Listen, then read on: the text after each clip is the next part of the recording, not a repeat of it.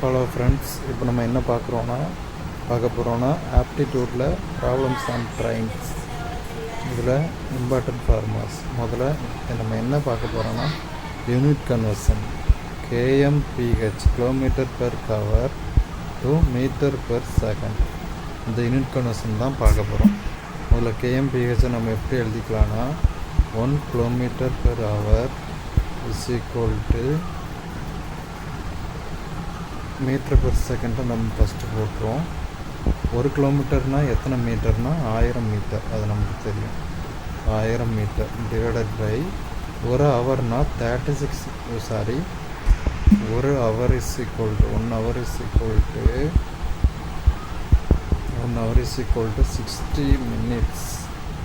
அந்த 60 minutes 1 minute is equal to 60 seconds.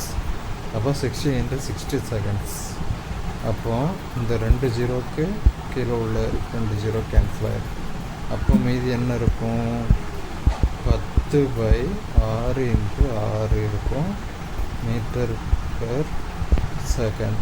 இந்த 10 ரெண்டாம் வாய்ப்பாடை வச்சு விட்டு கொடுத்தோம்னா 2 10 3 2 6. அப்போ என்ன இருக்கும்? 5/6 into 3 மீட்டர் பெர் செகண்ட். அப்போ 6 into 3 பெருக்கணும்னா என்ன வரும்னா 18 வரும். கீழே 18 வந்துடும்.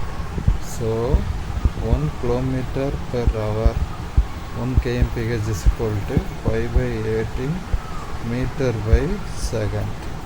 இதே 1 மீட்டர் பை செகண்ட் அப்படின்னா 1 metre by second is equal to 18/5 kilometre per hour. இதுதான் யூனிட் கன்வர்ஷன் பேசிக். இது தெரிஞ்சால் தான் நம்ம சம் சால்வ் பண்ண முடியும்.